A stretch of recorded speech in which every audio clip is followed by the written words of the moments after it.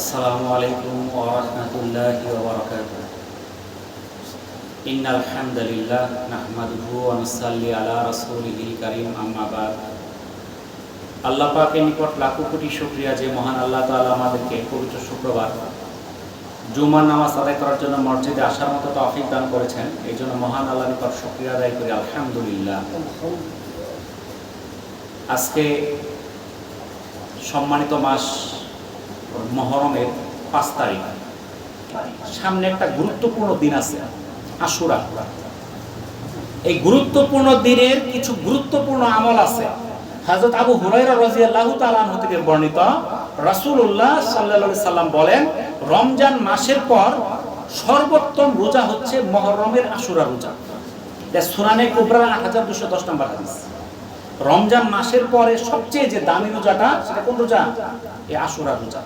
আবু কাতাদা রাদিয়াল্লাহু তাআলা আনহু থেকে বর্ণিত, রাসূলুল্লাহ সাল্লাল্লাহু আলাইহি সাল্লামকে আশুরা রোজার ফজিলত সম্পর্কে জিজ্ঞাসা করা হলে তিনি বলেন, এই রোজা বিগত বছরের গুনাহ কাফারা বা বিগত বছরের গুনাহকে মুছে দেয়। এটা সহিহ মুসলিমের 1162 নম্বর হাদিস। ইবনে আব্বাস রাদিয়াল্লাহু তাআলা আনহু থেকে বর্ণিত, রাসূলুল্লাহ সাল্লাল্লাহু আলাইহি সাল্লাম যখন আশুরার দিনে রোজা রাখেন এবং অন্যদেরও রোজা রাখার নির্দেশ প্রদান করেন, তখন সাহাবীরা অবাক হয়ে জিজ্ঞাসা করলো, হে আল্লাহর রাসূল, ইহুদিরাও তো এই দিন রোজা রাখে, আমরা যদি সেই দিনে রোজা রাখি তাদের সঙ্গে সামঞ্জস্য হয়ে যায়। তাদের প্রশ্নের জবাবে রাসূলুল্লাহ সাল্লাল্লাহু আলাইহি সাল্লাম বলেন, যেহেতু তারা এই দিন রোজা রাখে, আগত বছরে এই 10 তারিখের সাথে 9 তারিখ মিলিয়ে 2টি রোজা পালন করব ইনশাআল্লাহ। এটা সহিহ মুসলিমের 1134 নম্বর হাদিস। এই দিনটিতে ইহুদিরাও রোজা রাখে। 10ই মুহররম আশুরার দিনে ইহুদিরাও রোজা রাখে। কেন? সেই দিন হযরত মুসা আলাইহিস সালাম ওই ফেরাউনের অত্যাচার থেকে মুক্তি পাইছেন। ফেরাউন নীল নদে ডুবে মারা গিয়েছিল এই 10ই মুহররম। শুকরিয়া আদায় স্বরূপ ওই ইহুদিরা সেই দিন রোজা রাখে।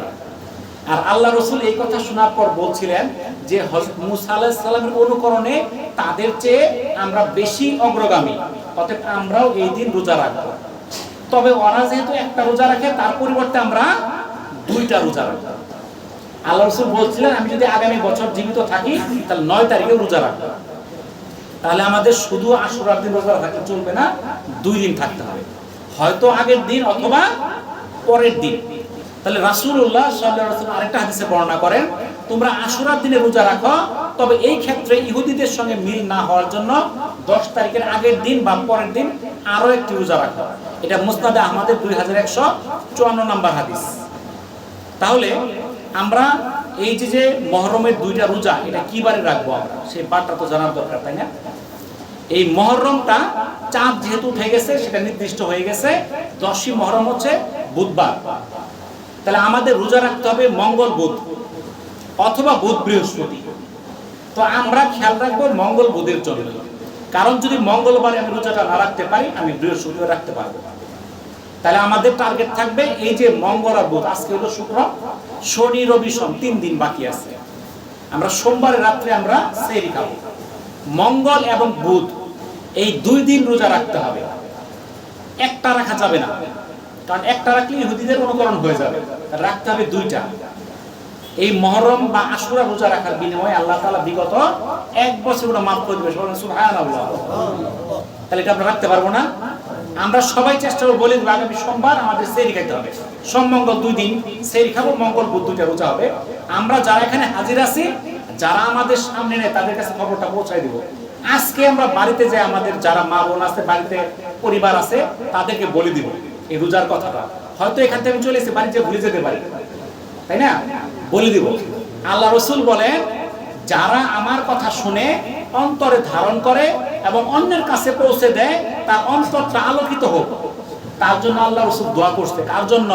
যে আল্লাহ রাসূলের কথাগুলো শুনে মনে রাখে, অন্যের কাছে পৌঁছে দেয়, তার জন্য আল্লাহ রাসূলের দোয়া। তাহলে আপনি যদি এই কাজটা করতে পারেন, আপনি নিজে আমল করলেন, আপনি অন্যকে আমলের দাওয়াত দিলেন। এমনও হইতে পারে আপনি অসুস্থতার কারণে আপনি রোজাটা রাখতে পারলেন না, কিন্তু আরেকজন আপনার কথা শুনে রোজাটা রাখছে, সে রোজা রাখা যে পরিমাণ নেকি পাবে, আপনি দাওয়াত দেওয়ার কারণে সেই পরিমাণ নেকি পাওয়া যাবে। তাহলে সহজ না? আমল করা কিন্তু সহজ, তাহলে এই জন্য আমরা খেয়াল রাখবো এই পবিত্র মুহররম মাস আশুরা আগামী মঙ্গল বুধ ইনশাআল্লাহ আমরা দুটো রোজা রাখবো। আল্লাহ তাআলা আমাদেরকে আমল করার তৌফিক দান করুন। আমরা যে আলোচনাগুলো শুনলাম আল্লাহ তাআলা আমাদের সকলকে আমল করার তৌফিক দান করুন, আমিন। ওয়া আখিরু দাওয়ানা আনিল হামদুলিল্লাহি রাব্বিল আলামিন। আসসালামু আলাইকুম ওয়া রাহমাতুল্লাহি ওয়া বারাকাতুহু।